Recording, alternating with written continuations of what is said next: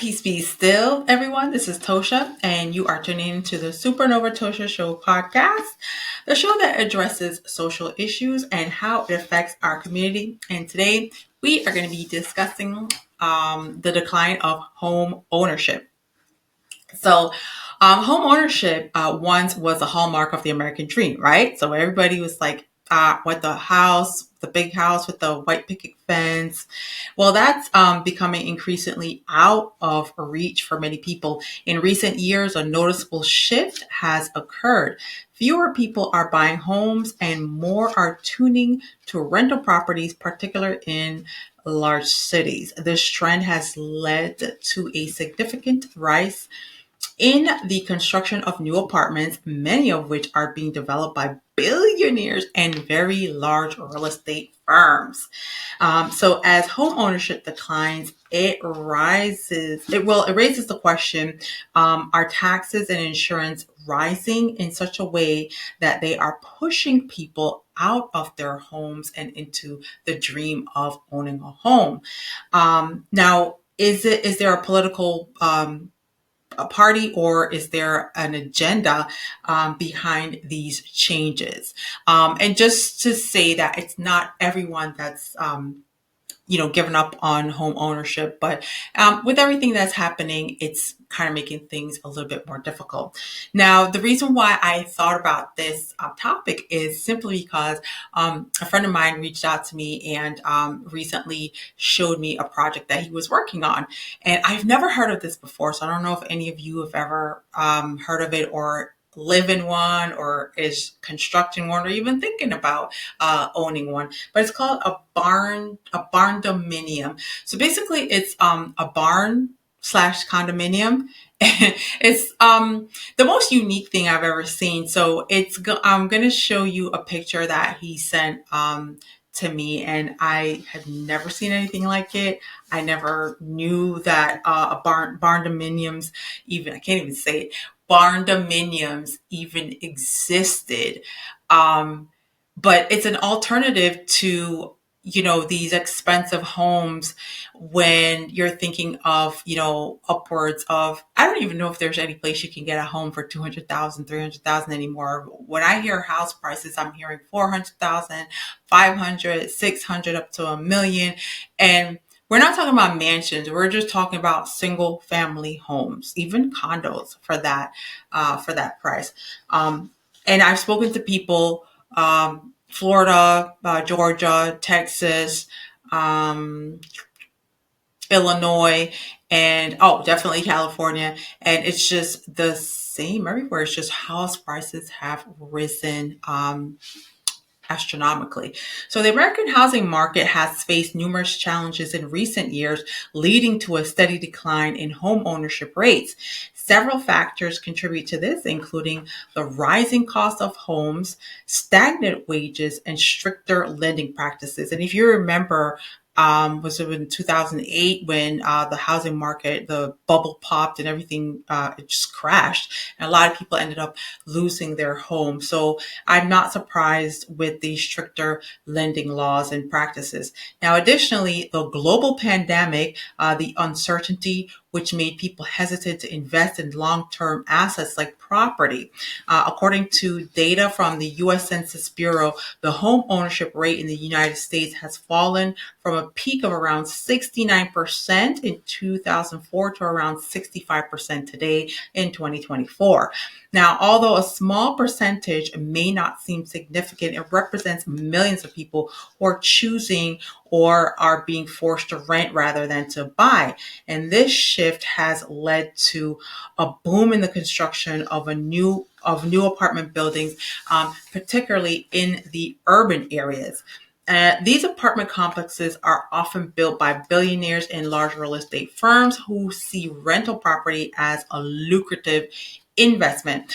Among the noticeable developments in these spaces are individuals like Stephen Ross. He's the founder of related companies, Donald Bren, chairman of Irvine Company, and Sam Zell, chairman of Equity Residential. These billionaires have amassed fortunes by investing in real estate, particularly in urban areas where the demand for rental housing is high. So when you see a lot of gentrification happening in urban areas, as they call it, it's these billionaires that are coming in, forcing the residents out and basically knocking everything down.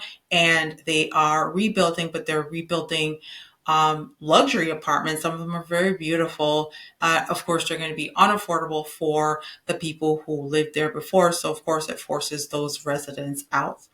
Um, so billionaires and large real estate corporations have recognized the growing demand for rental housing, especially in major cities where home prices are skyrocketing. And that's another reason for these rental properties because to purchase a home, um, not only is it expensive to purchase a home, but secondly, once you say you do have the down payment, or say you go through some kind of a grant and you receive assistance with the down payment of a home, um, there's going to be repairs. If God forbid you move in and then your air conditioning goes, that's at least the minimum $10,000. So if you use all your money for the down payment and you don't have a little bit of a cushion, for home repairs, remodeling. Um, Certain communities, they have the cast iron pipes in homes that were built in the 70s. Those are rotting to the core. They're basically spread open, and so there's a lot of plumbing issues in certain communities. When you have to actually go through the flooring and redo your pipes, I mean, that's like a $30,000 job right there. Um, and other things happen. Your hot water heater goes. The plumbing, the washing machine breaks. You want to paint. You want a new paint job. The doors are messed up, so you have to redo the doors. Which I was surprised. I was in a Home Depot not too long ago, and I saw doors going for $2,000. So home ownership and maintenance is very expensive. So a lot of people do opt for rental, and so. Like I say, these billionaires and large real estate corporations have recognized the growing demand for rental housing, especially in major cities where home prices are skyrocketing. And for many Americans, owning a home is no longer a feasible option due to the soaring property prices, rising mortgage rates, and a lack of affordable housing. You have also your taxes, insurance. Oh my goodness. I can tell you a few years ago, flood insurance in certain places in Florida used to be like $400. Now it's $1,000. As a result, more people are renting for longer periods, and they're creating a consistent and uh, lucrative stream for apartment developers. So lucrative stream of income basically for apartment developers. Now, Stephen Ross, for example, has focused on high-end urban apartment complexes through his company-related companies. It's behind the New York's Hudson Yard project, and Donald Brand's Irvine Company has developed massive apartment communities across California, catering to a range of income levels. Sam Zell, through Equity Residential, has made a fortune by investing in rental properties in key markets across the United States. These billionaires are capitalizing on the shift away from home ownership, understanding that as more people are priced out of buying homes, the demand for rental properties will only continue to grow. And additionally, apartments offer these developers a lower risk and higher reward investment. Unlike single family homes, apartment buildings provide a diverse income stream. If one tenant leaves, there are many others still paying the rent, which reduces the risk of vacancy. So you can see how investors are moving away from um, buying single family homes for for rental, because you never know, somebody loses their job, then they go into eviction. If they leave, then now as the investor, you're going months, maybe up to a year, couple of years, where your property just lays vacant and you're not making income. As opposed to if you had apartment complexes, okay, one apartment, two apartments empty, but you still may have a slew of apartments where others are paying the rent.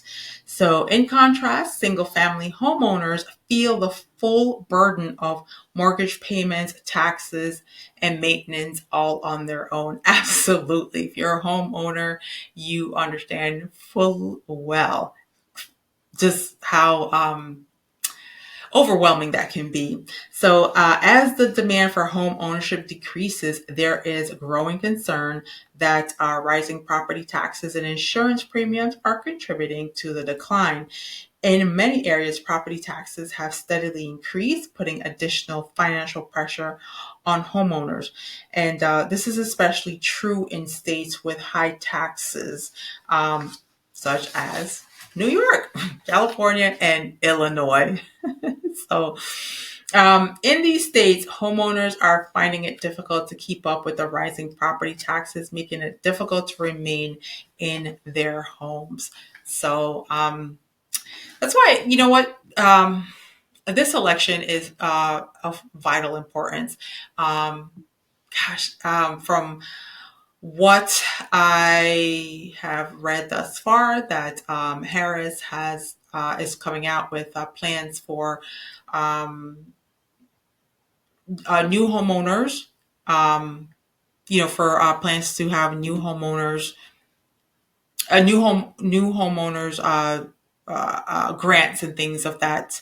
Of that, just to help you to programs and grants. Yeah, so the places, so New York, California, and Illinois, in these states, homeowners are finding it difficult to keep up with the rising property taxes, making it difficult to remain in their homes. So let's not forget about insurance premiums. They're also on the rise, particularly in regions that are prone to national disasters such as hurricanes, wildfires, and floods. And let's not forget about tornadoes as well. So, homeowners in coastal areas like Florida and Texas, as well as those in fire prone regions of California, have seen their insurance costs skyrocket in recent years. The increasing frequency and intensity of natural disasters driven by climate change has led insurers to raise premiums, leaving many homeowners struggling to afford coverage. In some cases, homeowners have been unable to secure insurance at all, putting them at risk of losing their homes if a disaster strikes. So, something definitely has to give. We have to do what we need to do to assist homeowners themselves. But I just wanted to show you a quick video. This video is just something that kind of just highlights. I don't know. Back in the day when I was when I was renting, um, you had your apartment, you had like, a security guard or a security gate. You walked in, you might have a little gym and like a little community pool patio area where everyone goes and hang out. You may have even a sauna. I had visited an acquaintance, and their apartment was outfitted with cabanas. I was like, oh, okay, this is, we're stepping it up. We're stepping it up. No, no, no, no, no. That's not even touching what is happening now with these new rentals. Some of them you can rent, you can purchase. But I just wanted to just kind of pause, because we're gonna have this video, and you're gonna be able to see like true luxury when it comes to a rental. So we're going to go ahead and roll this video for you. Go ahead and take a look. One of the most popular condo buildings in Brickell. Let's see why many people choose to live here. Well, first of all, you have 24-hour valet and concierge, as well as biometric and face scanners in the elevators for added security. Prices here range anywhere from $3,900 to $18,000 a month for rent, and $600,000 to $4 million for sale. All units have private foyers, Sub-Zero Wolf appliances, and nice finishes. This specific unit is a corner unit that is currently for sale for $1,500,000. You're right across the street from Brickell City Center and steps away from Mary Brickell Village. You have lots of shopping and dining options, and since it's partially a hotel, you get to enjoy the bar and pool services. And if you want some privacy, you have a residents-only rooftop pool with views of the bay and the city. Okay. So, to me, that was breathtaking, and it certainly is different from the rentals that I'm accustomed to. It just kind of looks like more resort, gives you like a resort feel, and when you see something like this, it kind of makes you feel like, okay, well, if I own a home, right, I would have to deal with everything that comes with it. Cutting the lawn, if you have a pool, dealing with the pool, if you have trees and shrubs and, gutters and just lawnmower, sprinkler, just all the other necessities that come along with home ownership. And then when you can have a rental such as this video, just living in luxury. Some of these places have butler service, saunas, and I just don't mean like a regular sauna, like luxury saunas and the pool, hot tubs. It's just the amenities that come along with it. And there are people who own a home, but they live like in a community, like a homeowners association.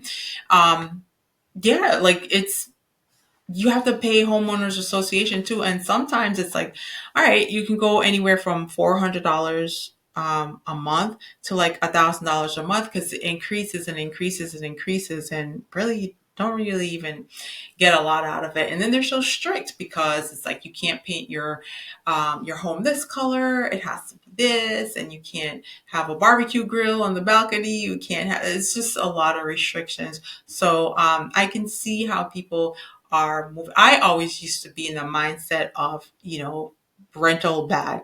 But now that I, weigh the pros and the cons, it's kind of just like whatever fits your lifestyle.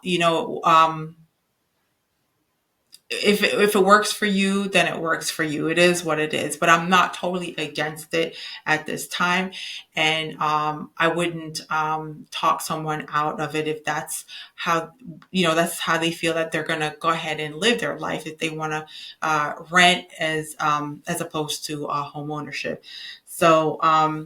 These rising costs, they do create a vicious cycle as more people struggle to afford the costs associated with home ownership. They may be forced to sell their homes or face foreclosure. And someone in my community actually is facing that dilemma right now, which is really sad, because when you live in a home for I would say about almost 30 years, but a widow lost her husband recently, and just financially not able to carry on the mortgage and the mortgage insurance and the flood protection and everything else that comes, the maintenance, the lawn care, the pool, the plants, the flowers, everything that's going on. And to have your AC guy come and flush your AC system, and your hot water heater needs to be flush, or else it gathers sediment and just things like that to help preserve your home. She's just not able to do that, and unfortunately has to sell the home and move away. So as I said, yeah, the home ownership, it comes with a huge responsibility.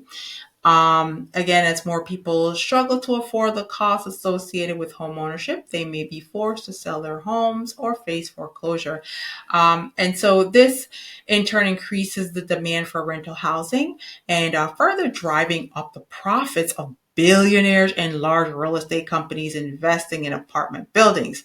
The issue with some homeownership and the rise of rental properties is not purely an economic one, but it's also deeply intertwined with politics, the P word.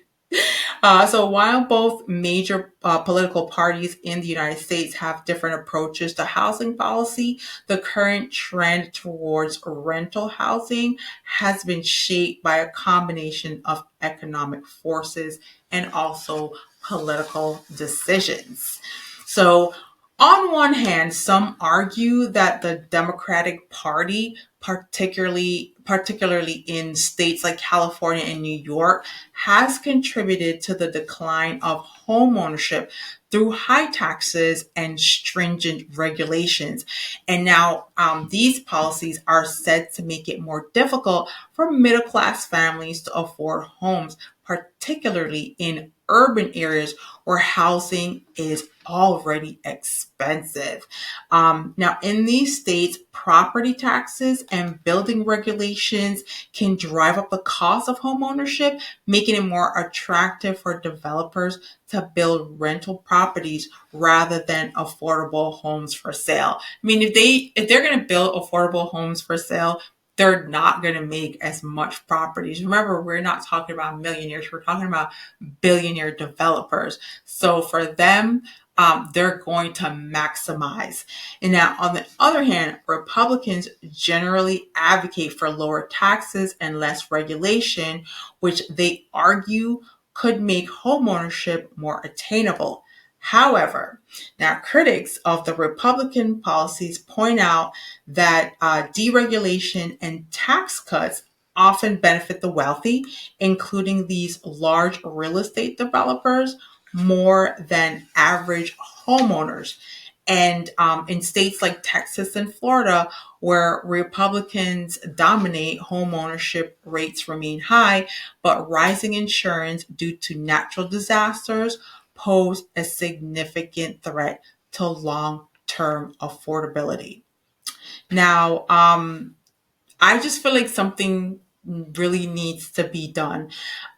So if home ownership is to rebound, there will be a need to be uh, a concentrated effort from both the public and the private sectors to address the underlying factors that's driving the decline and to ensure that housing remains accessible and affordable for all. Because let's face it, even you may advocate for rental, at the end of the day, it's going to go up. Rental, by the year, they go up. And the more of an influx of people that we have, that's going to drive it higher and higher until it's, it's on living, just even renting or buying, it's going to be unattainable for anyone.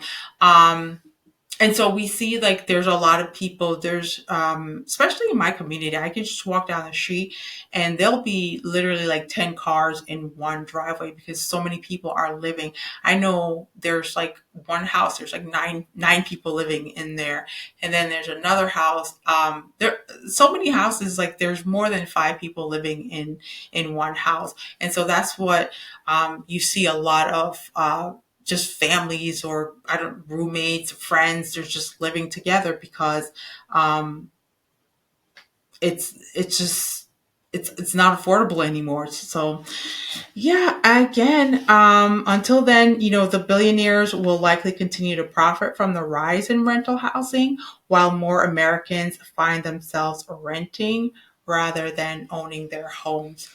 So there you have it. So to my loyal family, the Supernova Tosha Show podcast can be heard on these apps such as Spotify, Pandora, TuneIn, or iHeartRadio. Make sure you're listening in.